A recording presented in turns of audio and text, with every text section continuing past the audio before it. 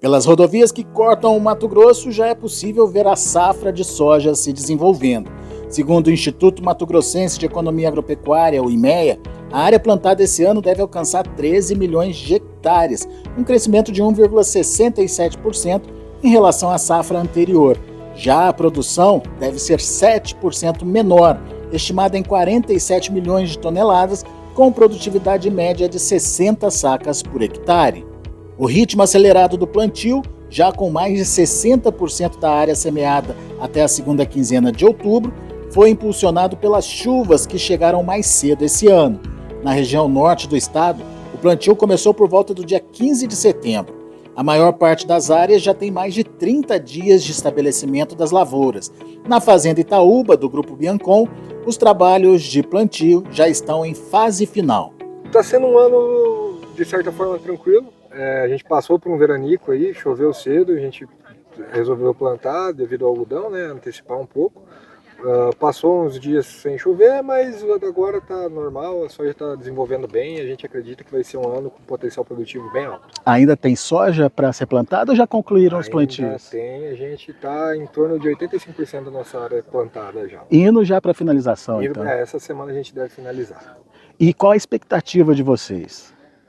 Pelo começo da safra, a gente passou por alguns anos já desafiadores aí nos últimos anos, né? A gente está vendo que o clima está indo bem. A gente acredita que vai ser um ano com uma safra boa. Eu acredito que o pessoal vai ter sucesso nessa safra. Foi nesse cenário que nossa equipe desembarcou em Mato Grosso para conhecer de perto as transformações promovidas pelo programa Reverte da Syngenta, que visa a recuperação de áreas degradadas. A Fazenda Itaúba conta com uma área total de 22 mil hectares, metade delas é de preservação permanente e reserva legal, outros 11 mil hectares são produtivos com foco no plantio da soja, milho, pecuária e mais recentemente o algodão. A soja plantada nos últimos dias sucedeu a primeira safra de algodão da área. Ainda é possível ver os fardões da pluma que não foram recolhidos. Apesar do algodão ser uma cultura exigente, essa dobradinha com a soja deu certo graças ao trabalho intenso de melhoria do solo feito nos últimos anos com bioinsumos, plantas de cobertura e também plantio direto. A gente gostou do resultado, tanto que a gente entrou com algodão nessas áreas aqui, que são áreas do Reverte com 4 anos de cultivo, né? Não é uma coisa muito comum, a gente sabe que o algodão é uma cultura muito exigente, então o pessoal normalmente procura entrar com algodão em áreas extremamente férteis, que tem cultura há muito tempo, e mesmo assim a gente imaginou que teria um bom resultado, pelo que a gente vinha vindo no soja e no milho, e tivemos um bom resultado aqui, colhemos acima de 300 arroba de média de algodão numa primeira safra, né? Mas é nessa outra parte da Fazenda Itaúba que fica a área integrada ao Reverte, um total de 4 mil hectares. A propriedade foi a primeira do país a aderir ao programa em 2021. Eram áreas que estavam em pastagem, né? Em diferentes níveis de degradação, certo? Então havia áreas que estavam em pastagem mais em melhores condições e áreas de pastagem que estavam mais degradadas, né? Então eram áreas, enfim, nessa situação, né? O nível de degradação variava muito, na verdade, né? De cada parte da fazenda, de como o grupo que tocava aqui organizava a fazenda, né? Desses 4 mil hectares, aí talvez uns 2 mil hectares estavam no nível de um nível que a gente chamaria mesmo de um pasto mais degradado, e o resto estava mais exato, em degradação. Exato, em degradação. No início, a conversão ela consiste basicamente em limpar a área, né, e fazer calcário, basicamente. Então a gente entrou aqui com 5 a 6 toneladas de calcário por hectare e fazendo a limpeza geral da área, tirando a pastagem, tirando eventuais restos que tinham aí de outras culturas e até de lavoura, né, de floresta, um pau, um toco que tinha. Estruturar a área para plantio, né? A agricultura é diferente da pecuária, então você precisa de estradas melhores, estradas mais bem feitas, que tenham um tráfego muito mais intenso, né? Estruturar alguma enfim, curva de nível em algumas áreas, enfim, fazer aquele trabalho realmente para plantio. E naquele ano também era um ano que o fertilizante estava num preço interessante, então a gente já entrou fazendo uma fosfatagem em boa parte da área, para aumentar a fertilidade de início. e já entramos plantando soja. No primeiro ano a gente converteu mais ou menos 2.200 hectares e plantamos soja já de primeiro ano e na época conseguimos um resultado até bem interessante. Por ser primeiro ano, assim, a gente conseguiu colher, acho que, se eu não me engano, 56 sacas de soja já na virada da pecuária para a agricultura, né?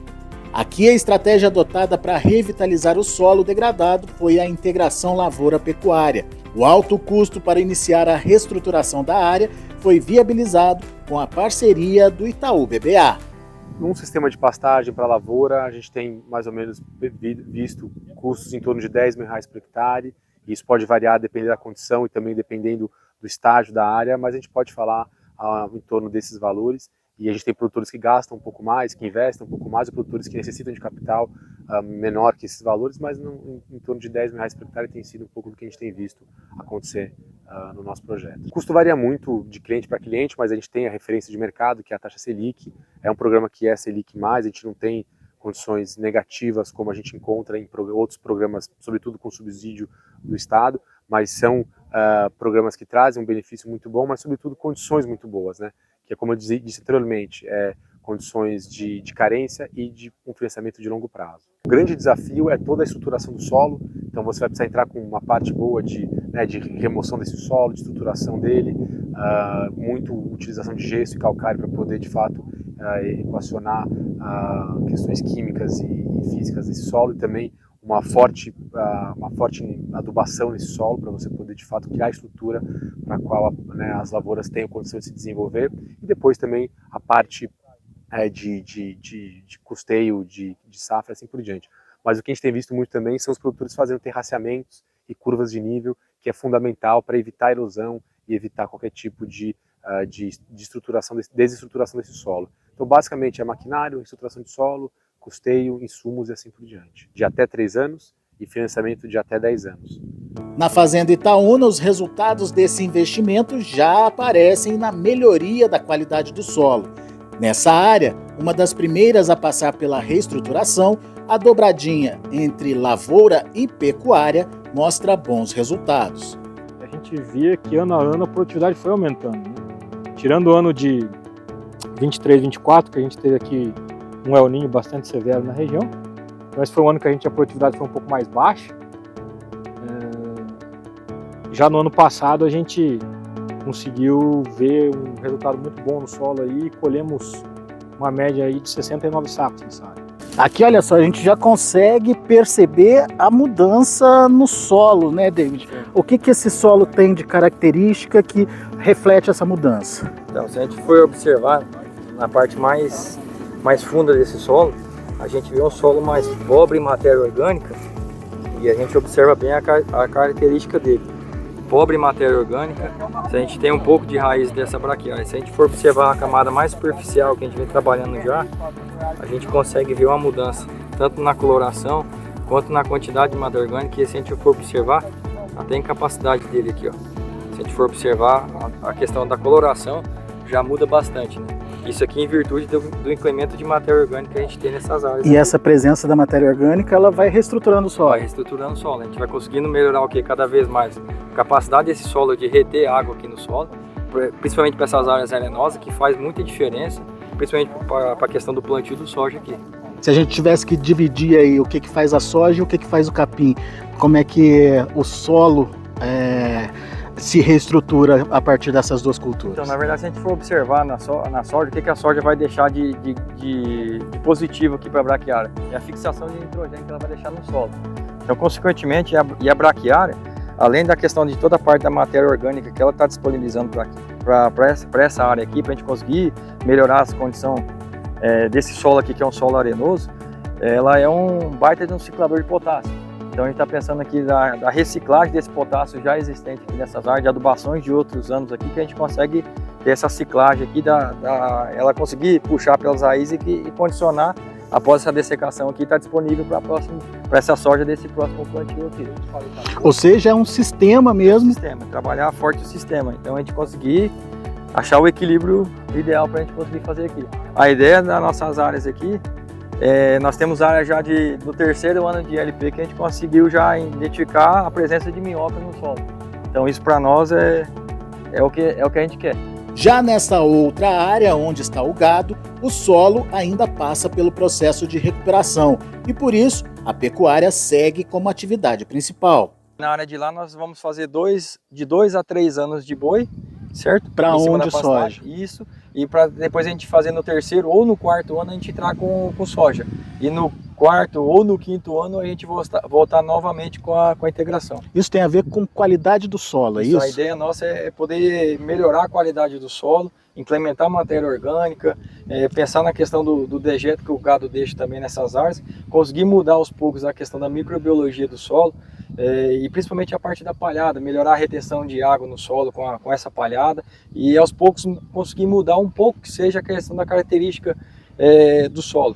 É uma cruzadinha aí entre o boi, né, o esterco do boi e mais o capim que está ali. Mais a matéria orgânica que essa braquiária consegue me deixar aqui para mim. E fora o trabalho que o capim, o enraizamento vai fazendo no solo. Toda essa parte biológica que a braquiária consegue fazer para mim, tanto na parte raiz como parte aérea também, o que ela vai me deixar de matéria orgânica no sistema. O Reverte mostra que com planejamento, tecnologia e apoio financeiro é possível transformar áreas degradadas em sistemas produtivos sustentáveis. A realidade daquele produtor, ou a realidade daquela propriedade, ela muda completamente, né? De uma propriedade de pouca intensidade, uma pastagem degradada, que tem uma rentabilidade muito baixa, né? Hoje uma pastagem degradada a gente vai falar de 300 a 400 reais por hectare ano de rentabilidade, de faturamento, são muito baixas. No momento em que esse produtor entra para um programa desse, aquela área transforma completamente, ela passa a ser uma área de agricultura com alto investimento em tecnologia, alta adoção de práticas sustentáveis e aquele patrimônio se beneficia. Eu acho que isso é muito importante, né? Para o produtor rural, além de todo o benefício que tem do solo, das boas práticas, do aumento de rentabilidade, mas também tem uma valorização daquele ativo que é a terra. E para o banco também tem uma percepção de que aquele ativo vale mais e, portanto, aquele cliente também encontra condições mais favoráveis para financiamentos futuros, porque aquela garantia hoje é uma garantia de um valor muito melhor do mercado do que anteriormente. Então há um benefício como um todo, para além das partes agronômicas, mas também para o patrimônio do produtor.